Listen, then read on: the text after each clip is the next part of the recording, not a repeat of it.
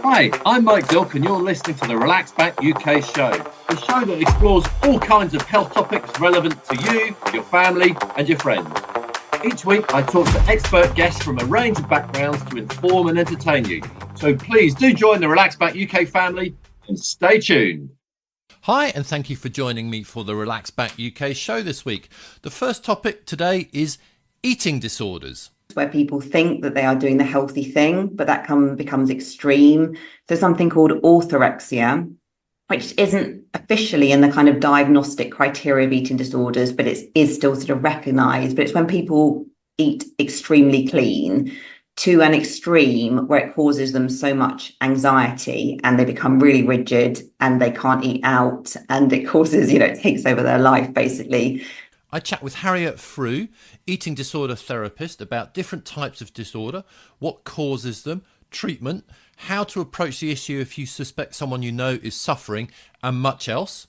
Then a sometimes connected topic, diets and fad diets. 66% of people trying to lose weight do not use any evidence-based approaches at all. Professor James Stubbs from Leeds University is an expert in appetite and energy balance, and Sophie Higginbottom is a dieting success. So please do join me for a great show. Thank you.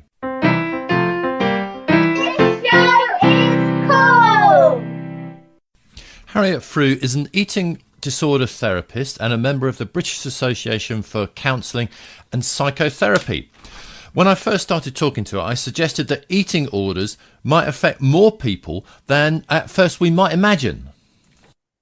Yeah, no, absolutely. I think often with eating disorders, we have a stereotype of thinking of the young, adolescent, emaciated female, but eating disorders are much broader than that and affect people of all ages, all genders, all body sizes. We will go ahead and explore that in some detail. But first off, I think the kind of the simplest question, and one that, because I've been lucky, it hasn't really affected me. I haven't really had to think about it.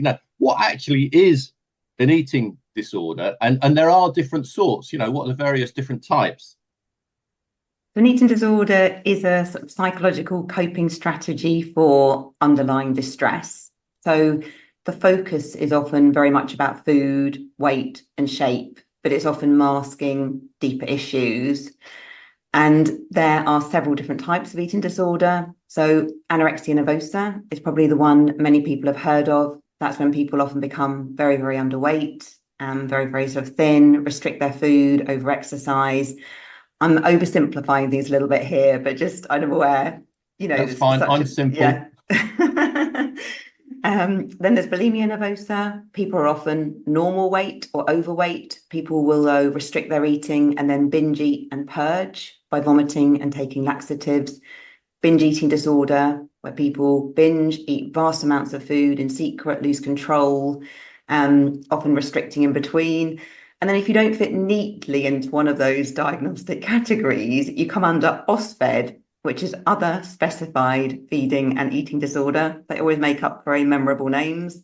And that's when you don't fit neatly into a diagnostic category, but you may have some of the symptoms of the other eating disorders. Right. And I should also probably just briefly mention as well, ARFID, which is avoidant restrictive food intake disorder.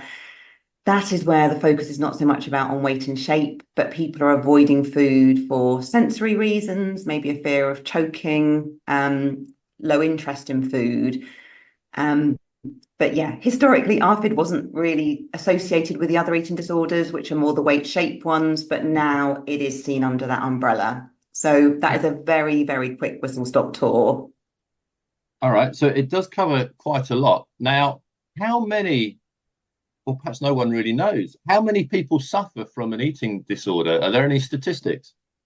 So the National Association for Eating Disorders, BEAT, which is BEAT, if anyone wants to Google it, they say that 1.25 million people have an eating disorder in the UK. That is likely, though, very, many people are not diagnosed. That's probably a real underestimate of the true, representation of people suffering. Also, interesting statistic, 85% of people with eating disorders are not underweight. So we often assume, it's the young, emaciated, thin female often, but actually it can affect people in all body weights and shapes. Okay, so a lot of people, and that may well be an underestimate. Yeah. Yeah. All right. I think something that people don't realize, and I didn't till very recently, that this can be extremely serious. I mean, this can make you really ill. This can kill you. This can make you ill such the effects last your whole lifetime. This is serious stuff. Yeah, no, it's very serious. I think people often think eating disorders is just about vanity, wanting to be a bit thinner, but actually, yeah, it can really take over people's lives, massively impact their ability to have relationships, engage socially. Physically, they might be really impacted. Anorexia nervosa has the highest mortality rate of any other mental health illness. But I think for a lot of people, they're sort of suffering in that kind of chronic state where it massively interrupts daily life, but symptoms are hidden, but there's a real struggle and maybe they haven't always sought help. Right. Okay. And so we've mentioned the fact that people actually die. Are there any statistics on how many people actually die from eating disorders? I don't know the up-to-date statistic on the death rate. I mean, I think, yeah, I know then, there's something you'd have to Google. Yeah, all right, not to worry. I mean, but the fact is, it is extremely serious. Now, something I did a bit of sort of Googling myself and tried to do a bit of research before we chatted, and I came across two phrases. There's eating disorders and disordered eating. Now, is there a difference, and what is it? So I guess as human beings, we're all on the spectrum somewhere between full healthy relationship with food and full-blown eating disorder. So we're all on that spectrum at some, point. So if you have an eating disorder, you meet diagnostic criteria where, say, for example, with binge eating disorder, maybe you are binging at least twice a week. You've been doing that for a period of 3 months. If you have disordered eating, you may have quite an abnormal relationship with food. You may have some of those symptoms of an eating disorder, but it's probably not quite as severe. Okay. All right. No, I get it. Right. So moving on, the sort of reasons that people might suffer from this, I guess a lot of them can be rooted in early life, and one I came across, actually, I spoke to a lady that suffered from this. She was actually a refugee.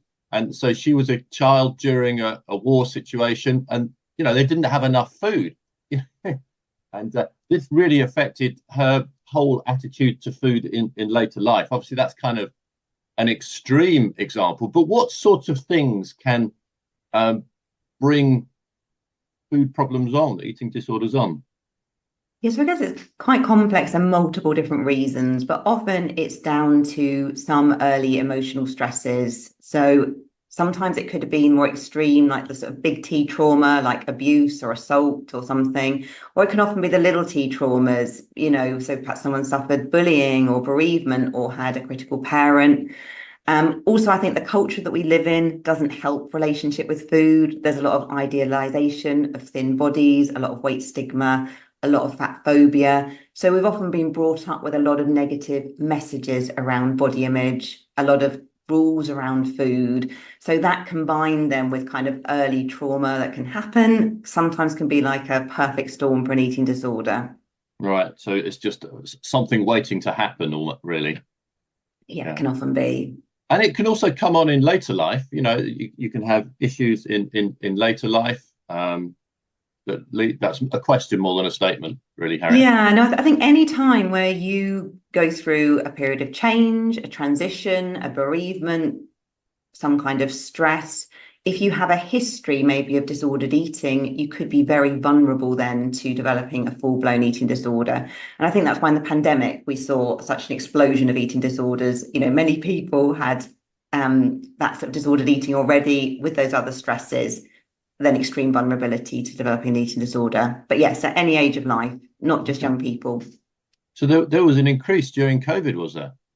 Yeah, about sort of 3 times increased rate of referrals, just due to the sort of isolation, the stress, people not having that kind of contact with each other, a lot of online focus, a lot of health and wellness focus. So again, it was a bit of a perfect storm, really. Okay, all right. Now that's interesting, because in some ways that sort of goes against from one of the thoughts I had about it, because not eating or eating differently is kind of this will sound a bit odd, but it was the phrase I came up with, a source of power. You know, if someone's trying to make you eat and you're not eating, actually you've got a bit of a control over them. Okay, you're nodding your head. Put that in some words that make better sense than I've just tried to. Yes, I think eating disorders often can be about control. If you are feeling overwhelmed, life is very stressful, it can feel like the one thing I can control in my life is my food, my weight, and that can make someone feel quite powerful.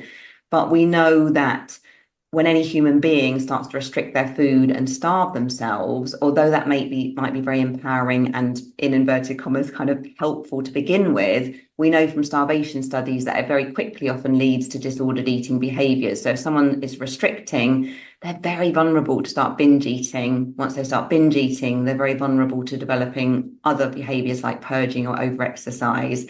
So what starts off as a way of being in control often rapidly goes out of control. Right. Okay. But it can start off as this idea of having some power. All right. Can it be brought on by a biological issue more than just a kind of a mental health issue? Are there examples where the kickstart can be a biological one? Well, I think there's more and more research coming out around biological triggers, and there's some research that indicates that up to sort of 56% of eating disorders have like a biological, metabolic, genetic root to them. I think after working as a therapist for many years in this field, I do think it is a bit like the expression, I don't really like this, but genetics loads the gun, environment pulls the trigger. So I don't think that just because you have someone in your family, like supposedly, if you have a mother or a sister with anorexia nervosa, you're 12 times more likely to develop anorexia, 4 times more likely to develop bulimia. But I think if you actually have a parent who's quite aware, even if they haven't completely resolved their relationship with food and they consciously parent their child differently, I think that environmental influence can be very powerful, and it doesn't necessarily have to mean that you are doomed to suffering from an eating disorder due to your genetics. So I think, again, it's complex. Okay. Do you think you hear of children that are fussy eaters because they don't like certain food, etc., etc.? Can that lead on?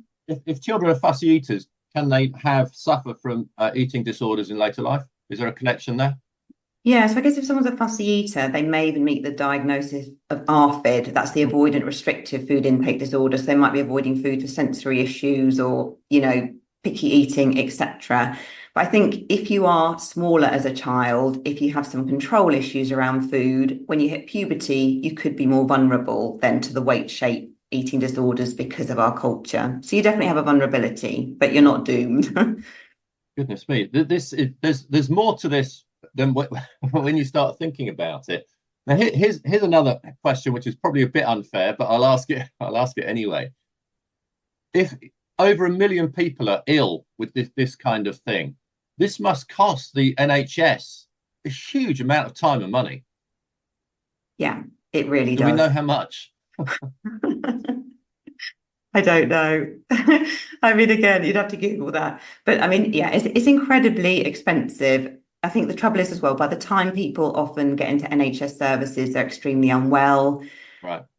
Like with most things, prevention is much better than cure. And it does cost a lot. And I think what's not very joined up still in our culture is if, for example, you are overweight, you might be recommended by your doctor to go on an extreme diet, to lose weight, to become healthier. But then actually, if you've got an eating disorder, that extreme dieting might trigger your binge eating. So actually you develop an eating disorder or your eating disorder becomes worse.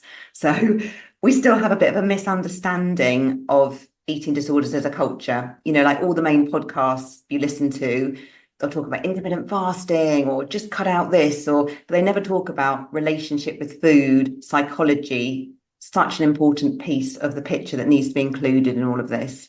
Well, actually, that leads on to a question that I have in lots of nutritionists, and I'm going to call it the wellness industry. I don't know if that's unfair to use that term, but people can be advised to cut out certain food groups. That's not that uncommon. Someone says, "Oh, my nutritionist says I can't eat this sort of food or that sort of food," and sometimes actually this is a lot of food people are cutting out. And I think my impression is this approach for various things is becoming more and more common. Is there a likelihood that sort of thing can fuel eating disorders in people that were, perfectly fine with food before? Yeah, 100%. I mean, I think back in the day, people used to fall into eating disorders more through extreme diets, things like Weight Watchers, etc. These days, it's much more through wellness, where people think that they are doing the healthy thing, but that becomes extreme. There's something called orthorexia, which isn't officially in the kind of diagnostic criteria of eating disorders, but it is still sort of recognized. But it's when people eat extremely clean to an extreme where it causes them so much anxiety and they become really rigid and they can't eat out, and it causes, it takes over their life basically. And in the pursuit of wellness and health, they've actually become really unwell. They've often become malnourished, lost a lot of weight, and have obsessive in its routines. simplest form, this is someone who, said, right, I'm going to eat healthy. So if I decide I'm going to have a healthy week or something, but then someone brings in a fabulous pudding and I think, oh, never mind, I'll just have that pudding today and it's fine. Actually, it doesn't make any difference. But if that kind of pushes you over the edge into a bit of a tiz of, I can't possibly eat that, it's just not healthy, is it? I mean, that's not regular behavior. Yeah, I mean, it's not healthy. People can become extremely anxious about food, thinking about food, preoccupied with food all the time. And also I work with a lot of people who are in the wellness space who have also developed binge eating because they've tried to be almost too strict. It's not sustainable. And then behind closed doors, they're binge eating and really, really struggling. And that's really hard to talk about, maybe when your public presence is very much about wellness. I think there are sort of some famous people that say what they eat on social media and all the rest of it. I wonder if they realize just how many people might sort of take their advice to the absolute letter and follow it. So they could be causing real harm in some cases. Yeah, no, it's really, really unhelpful. And I think what's difficult is I think people often don't realize that their relationship with food has become disordered. I think often people start off on that I'm being healthy road, and it kind of creeps more and more into the disordered eating place. But people often haven't kind of realized that's what's happened. So they're kind of putting out this good information and it aligns with everything, the government talks about and healthy eating. And if we see someone exercising a lot and eating green food all the time, you tend to get praised and validated and put on a pedestal of health, but actually someone might actually really be struggling. So yeah, it can be quite dangerous. And sort of in recent history, have you seen this sort of behavior more and more? It sounds like you may have done. Yeah, I mean, I think more and more of my clients pursue health, wellness, watch all these what I eat in a day videos. It's very sort of normalized, isn't it, as part of our culture. So yeah, it can be quite problematic. Goodness me. All right. Well, we've spoken a fair amount of the problem of what, in some simple terms, what causes it. If you feel that you might be slipping into this world, what can you do actually? Or is it normally, do people realize themselves, or is it very often left to a family member or a friend to say, look, come on, you need to do something about this? Yeah, well, it can be a mixed bag, really. I mean, I think eating disorders are what we call egosyntonic, which means that someone gets a lot from the eating disorder. So in the same way, I guess, where someone's using alcohol or drugs or something, you're kind of gaining something from it in the same way that you're losing a lot as well. So there's a lot of ambivalence, people being in two minds about change. So this is the problem, because it takes a long time to diagnose people often because they don't realize there's a problem. And when people around them start to express concern, it's very common that someone might genuinely say, look, I'm just being healthy. They don't see it's a problem. And then when it does creep into that more difficult place as well, I guess there's a lot of shame because if they feel like, oh my goodness, I'm this kind of healthy person with this identity of, doing all these wonderfully healthy things, but they're really binge eating, over exercising, etc. It is quite hard to talk about that, I guess, and bring it out into the light. But I think the first place to go to, if you are struggling, is to go and look at the BEAT website. That's BEAT, and that's the National Association for Eating Disorders. So if you are listening and you think you may be struggling, that's a great place to go just to read a bit more about the different eating disorders and to see if you relate to anything.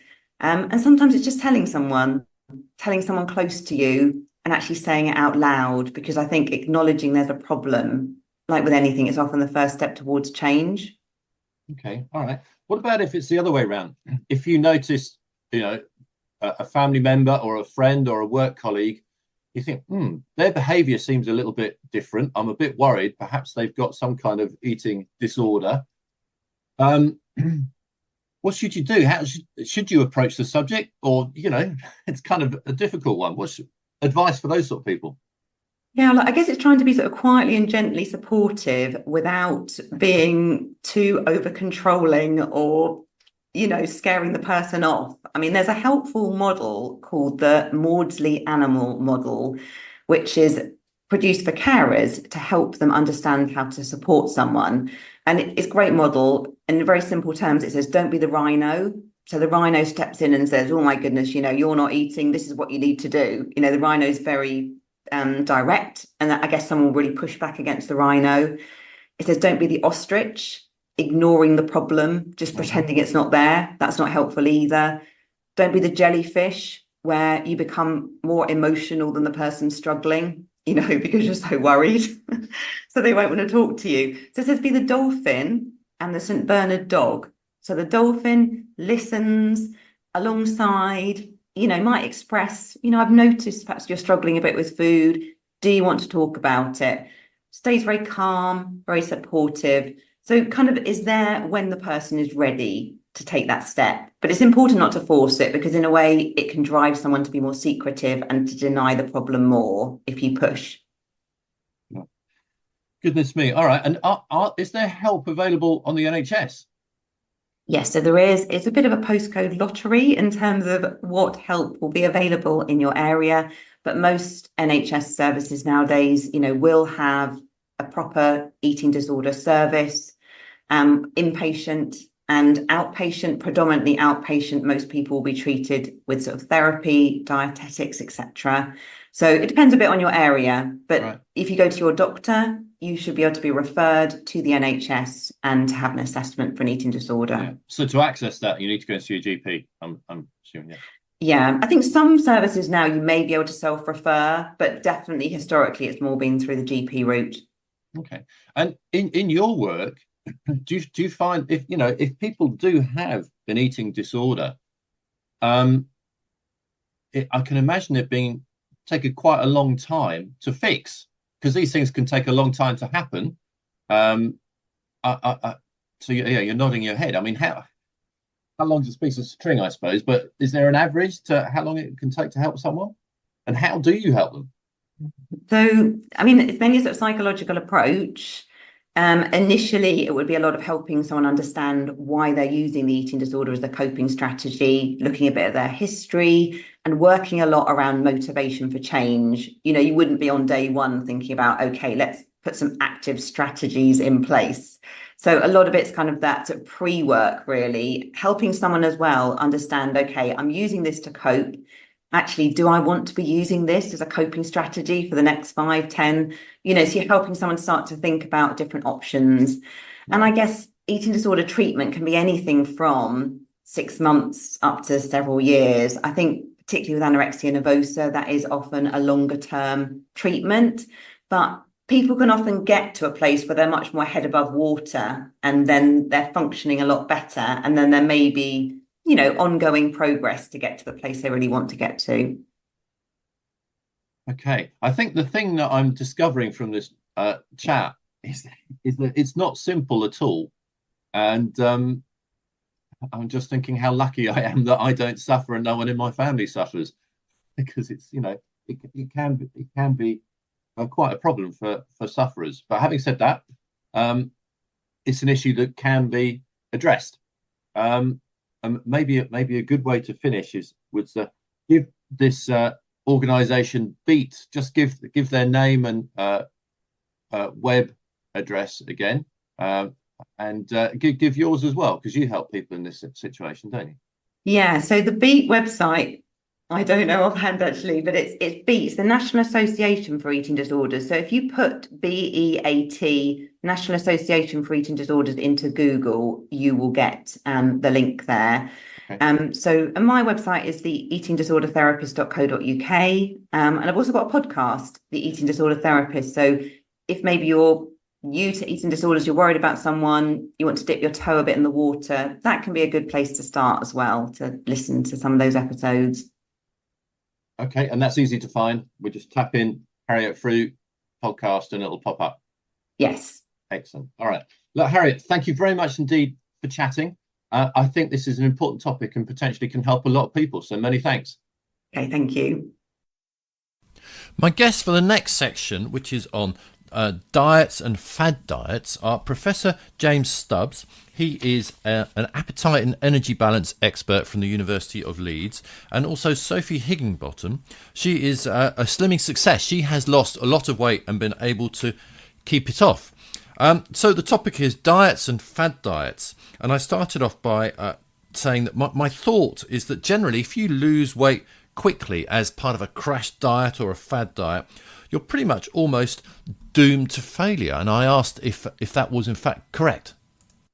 Scientifically, the more rapidly you lose weight, the more rapidly you're likely to rebound. But that's not quite the issue here, because that's about how quickly you lose weight. This is about whether you lose weight at all.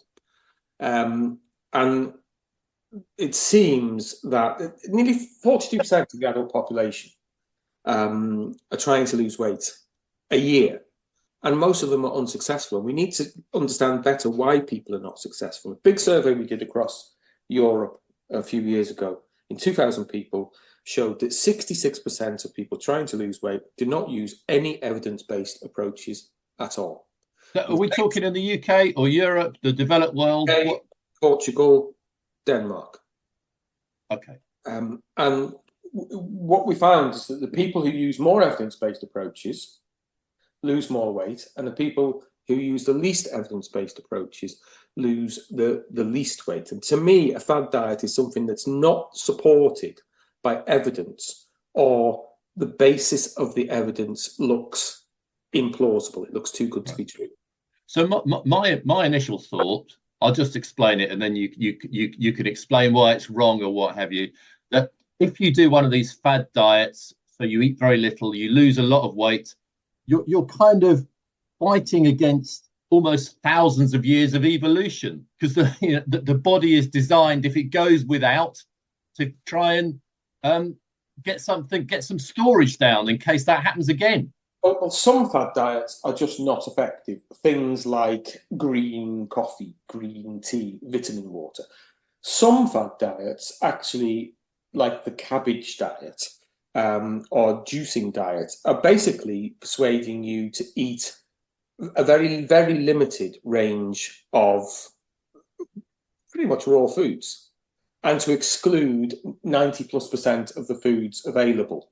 And so they might produce a little bit of weight loss, but can you sustain that? Sure. I mean, and there are some crazy ones out there. So, Sophie, what's the craziest one you've come across? I did one that said I would lose, I think it was either half a stone or a stone in 5 days. I tried it. It involved me eating a dry, crisp bread and tuna with nothing on it for lunch. And I think I was allowed a black coffee as well, but it was completely restrictive. And I think I lasted about 3 days and then probably reverted back to eating either, what I ate before or more. Yeah. So I mean, it's funny. I guess the other thing to think about is what drives us to do these things, because in their heart of hearts, most people really know or have a good idea of what a healthy diet is. So, and are you disagreeing with me? I think, am I right there? Most people really know what's good to eat. Most people have a fair idea of what nutritious to eat, but most people really want the promise of a solution that's almost too good to be true. And the Federal Trade Commission in the US they've actually started suing some of these organisations that make the kind of claims that we just heard, that lose a stone in a week. Is that physiologically possible? No, it's not. I could do the calculations and I could show you that isn't possible to achieve for most people. And so the Federal Trade Commission in the US have basically said, look, any promise of miraculous weight loss is untrue. There is no magic way to lose weight without a sensible diet and exercise. No single product, crisp bread, tuna, vitamin water, or anything else will let you eat all the food you want and still lose weight. Permanent weight loss requires permanent lifestyle changes. And things that promise lightning fast weight loss sound too good to be true simply because they are too good to be true. So the only real thing to do is to eat properly and healthily and do a bit of exercise. That's it. End of story. No, that's not the end of the story, because that's the principle, but the practice is actually really quite difficult. Losing weight is not easy. It's a long haul, and using the ways to steer yourself to a healthy, nutritious diet, using the ways to increase your physical activity, and using techniques to change your behavior, all that are evidence-based, are going to make it less of a mystery, more effective, and more likely that you will sustain that pathway to lasting weight loss. This is a bit of a long haul. We're not in this for a week. And it's a case of changing how your mind works as opposed to how your guts work. Is that?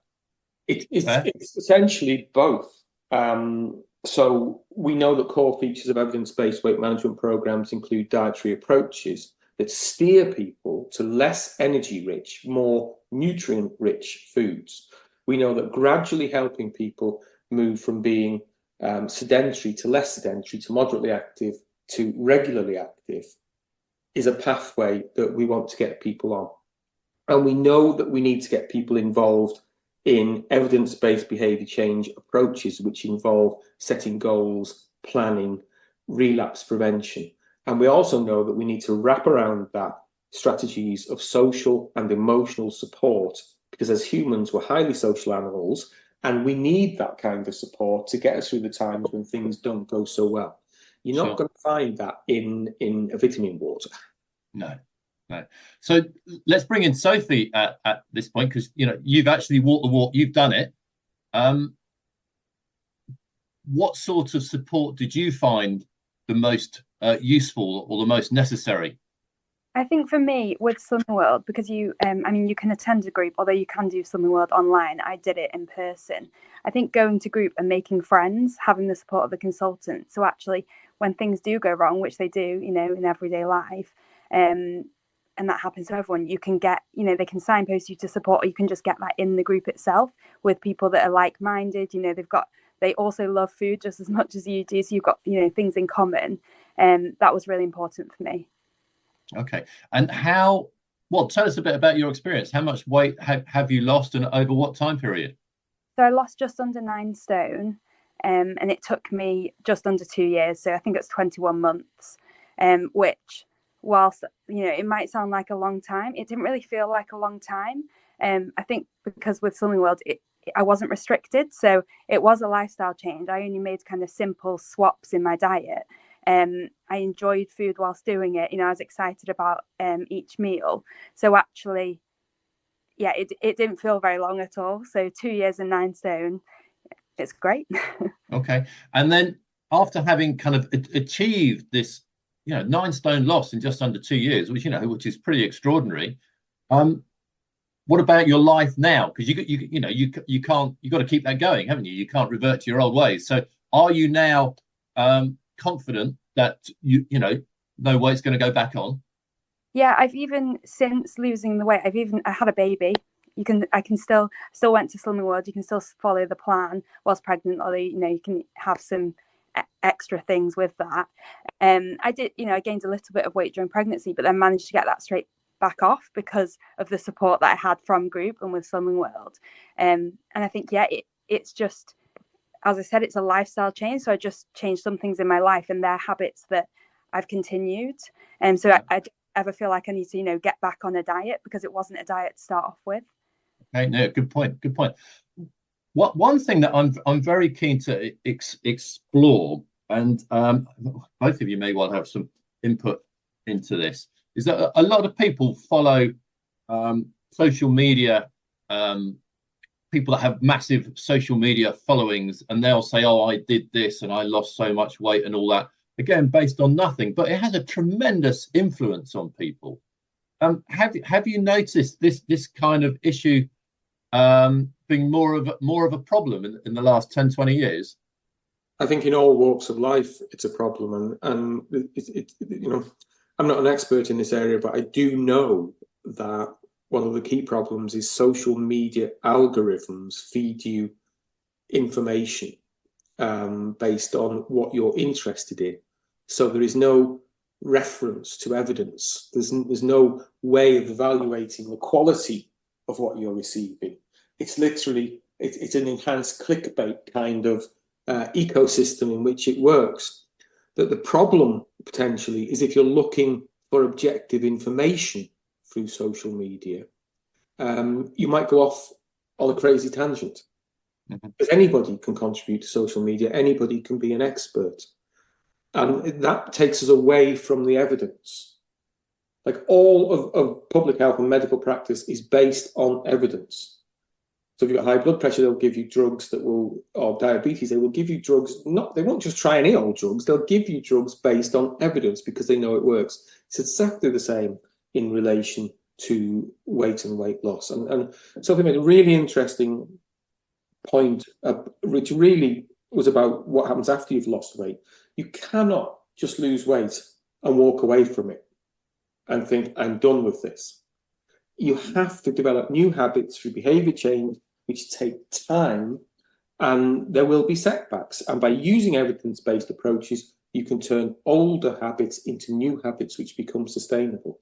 And that requires the use of evidence-based approaches to be most successful. Sure.